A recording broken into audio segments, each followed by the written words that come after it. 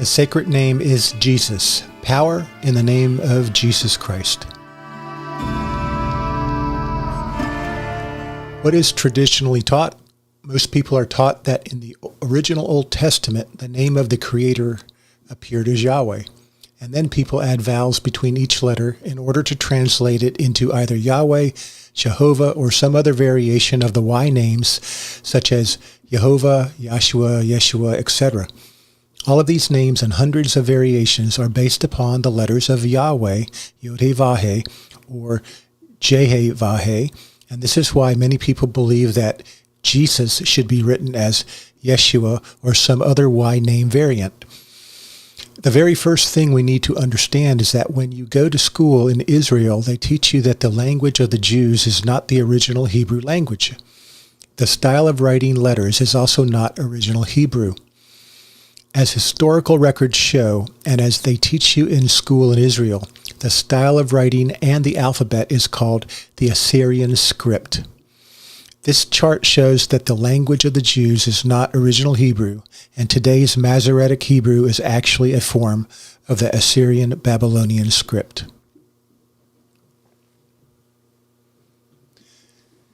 The tongue of the Chaldeans. When Israel was taken captive by Babylon, the original true Hebrew language called Paleo Hebrew was banned by Babylon, and so was the original true name of the Creator, banned. The Israelites were forced to learn, speak, and write the Assyrian language and Assyrian script, which both the Assyrian Empire and the Babylonian Empire used. Learning the tongue of the Chaldeans. Daniel wrote in Daniel 1:1 through Daniel 2:4 in Paleo Hebrew. But when Daniel got to verse 2:4, he started writing in Assyrian, Babylonian Aramaic. This change of language was required. The Israelites eventually translated the entire scriptures into the Assyrian language in a new, corrupt Bible called the Targum, and almost completely lost their original language. To this very day, the Jews do not speak Hebrew, but rather Assyrian Aramaic with a Jewish dialect. All of this is documented historical fact. This chart shows that the original true Hebrew language, called Paleo Hebrew, was banned by Babylon, as was the Creator's name, Jesus Christ, or Jesus. Today's modern Hebrew is not the original Hebrew language. When you look at most websites that proclaim the Y names, what they are calling the Hebrew language is not Hebrew language. They are pointing to the Babylonian Assyrian language, and they are completely ignorant of these very basic elementary school facts. They only call it Hebrew because it had become the language of the Hebrew people when they were in Babylon. When you look at Strong's Concordance of the Old Testament, it says Aramaic Dictionary in the hard copy. And if you have an older copy, it says Chaldean Dictionary. Strong's Concordance does not give you the original Hebrew words of the original Bible. Instead, it gives you the Assyrian Babylonian Aramaic words of the very corrupt Babylonian Targum Bible that the Israelites were forced against their will to write while in captivity. This chart highlights that today's modern Hebrew is not the original Hebrew language, and that Strong's Concordance is not from the true Hebrew, but from Aramaic Chaldean. Strong's Concordance does not give you the original Hebrew words of the original Bible. Yahweh and what it means in Assyrian, Babylonian, Aramaic. The original scriptures did not have the four-letter tetragrammaton of Yahweh. The four letters are modern Hebrew, which is really Babylonian Aramaic. They did not appear in the original scriptures. Moses did not write them. They are not Paleo Hebrew. They are Aramaic, which did not exist during Moses' lifetime.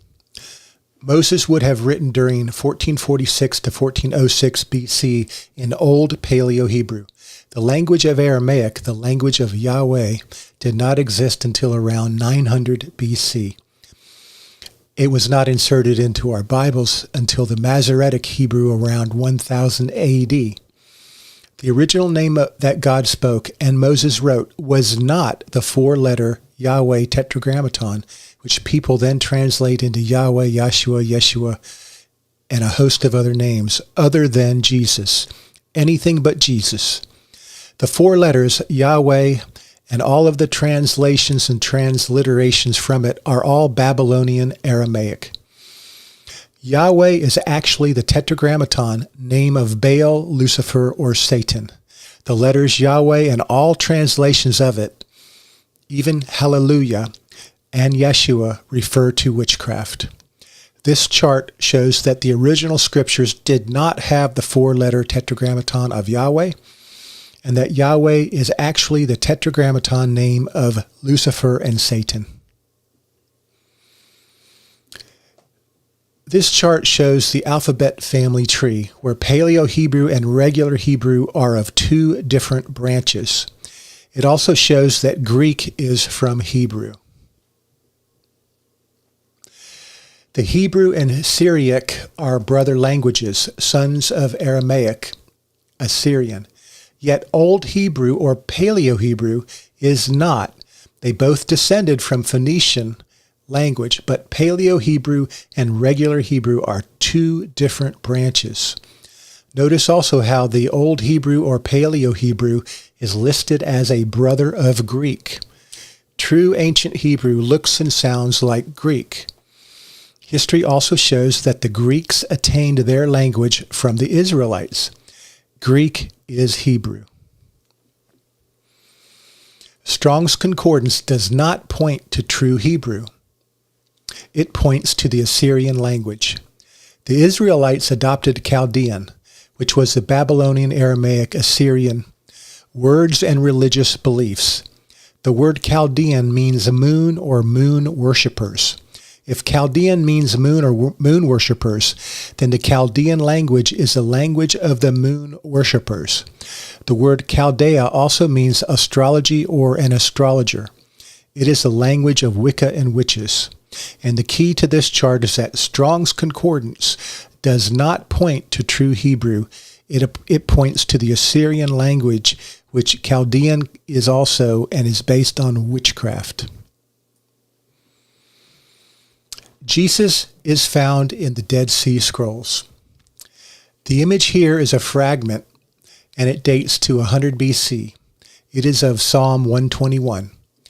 Reading from right to left, the first letter is in ancient Hebrew Yat, Yada, or Yud. The Y name followers erroneously call it the Yod because they are focusing on letters and sounds of the Assyrian language. It looks like Z with a line through it, but it does not have the modern English Z sound. According to what other sound it was connected to in a word, it could have the sound of J, I, or E. Since it was connected with the vowel sound of the next letter in the divine name, it must have the J sound. Jesus is in the Dead Sea Scrolls. So what was originally written? The scrolls were written in Aramaic, but when they wrote the name of the Creator God, they wrote his name in Paleo Hebrew. This is why his name really stands out and appears different from the surrounding text. This Paleo Hebrew is clearly not the Masoretic Tetragrammaton in any form. Because these scribes understood that the holy name of the Almighty should never be translated or corrupted or changed or altered in any way, when they wrote the Creator's name, they were sure to write it the original way, as shown in the Paleo Hebrew. This chart shows that the scrolls were written in Aramaic, but when they wrote the name of the Creator, they wrote it in Paleo Hebrew. When they wrote the Creator's name, they were sure to write it in the original way, which is not today's Tetragrammaton, which is Lucifer. The Paleo Hebrew is Jesus. The Tetragrammaton, Yahweh, is Satan. Jesus is the sacred name. In conclusion, we have four letters, J-E-U-E or J-E-S-E, from the Paleo Hebrew pronunciation. But the truth is that the Hebrew sound of the third letter would need to be represented by two English letters for us modern-day speakers. Thus, in our modern way of writing, it would be Jesue. Jeue and Jese is the original four letters written for the Creator's name, pronounced from the Paleo Hebrew. All four letters of Jeue were considered vowels, even the J, because the Yot character could be used to have either the J sound or the E sound or the I sound, depending on the other sounds within the word. Since it was connected with three other vowels, it must have the J sound. That's the rule of language. The rule of Greek language, which actually is Paleo Hebrew because history shows that the Greeks adopted their language from the Hebrews. The rule of the Greek language is that you add the S sound at the end of the Jesue to show that it's a male masculine word. Then the U sound blends in with the final E to make one sound mixed with the final S sound. Thus we have Jesus pronounced Jesus from the Paleo Hebrew. Therefore, to say the ancient Paleo Hebrew divine name of the Creator and properly applying all the rules of language, we should pronounce the ancient Paleo Hebrew divine name as Jesus.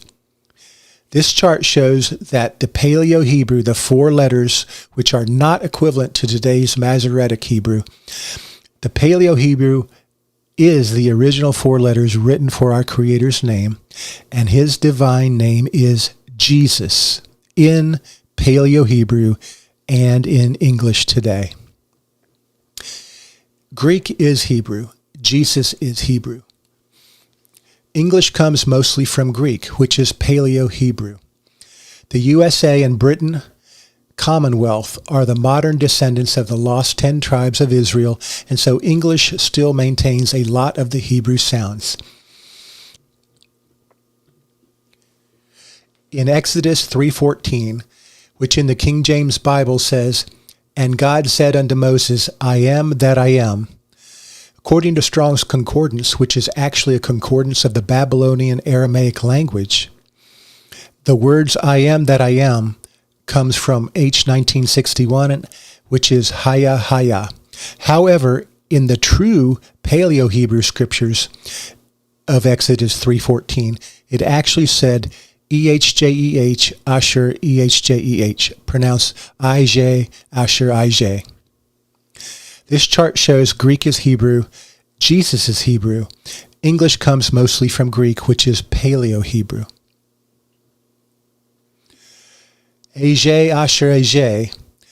Therefore, we have EHJEH pronounced like the two letters IG, but the letter G is not an accurate way to write the word or sentence. But it has the sound of saying the two English letters I and G. God was saying, I am J, which is the more accurate way to write the sentence, but he did not use the word am in the middle. He did not say I am because thousands of years ago they did not use so many words in a sentence. They spoke very short sentences with few words. The Creator said IJ, which means I am J. Now placing this phrase in the entire three-word sentence we have, Ajay, Asher, Ajay, it's hard to translate into just 3 or 4 English words. It means I am J, the H is silent, so it's pronounced J. The same sound is Jesus or in Jesus. The beginning, currently self-existing, and eternally existing J or Jesus. He wasn't saying that his name was Aja, Asher, Aja, but rather he was speaking a sentence that basically says, I am Jesus, the beginning, currently self-existing, and eternally existing Jesus. He was saying, I am Jesus, the Alpha and Omega, the beginning and the end, the eternal. He was saying, I am Jesus. This chart clearly shows that God in the Paleo Hebrew is Jesus and was pronounced as Jesus. His name is Jesus. he said that his name is J, as in Jesus. J with us, God with us. J is short for Jesus. In fact, many early New Testaments even abbreviated Jesus as J. Ej Asher Ej is only part of what he said in Exodus 3:14. After this, he said, "Thus shall you say to the children of Israel, Jesus has sent me to you." Therefore, he first explained who he is, basically Alpha and Omega, a very primitive way that man had already known the Creator in connection with the J abbreviation of his name. And then he gave the full name. The conclusion must be that the Creator's name in both the Old Testament and New Testament, in both Paleo-Hebrew, Greek, and English, is Jesus. His name does not change in different languages because he is the Creator of all. Jesus is his true Hebrew name. We respect his Hebrew name and have no need to alter it. The conclusion must be of this chart that the Creator's name in both the Old Testament and New Testament, in Paleo-Hebrew, Greek, and English, is Jesus, and Jesus is the Hebrew name, as well as the English name. As prophecy stated, "My people shall speak a new language." Jesus is God.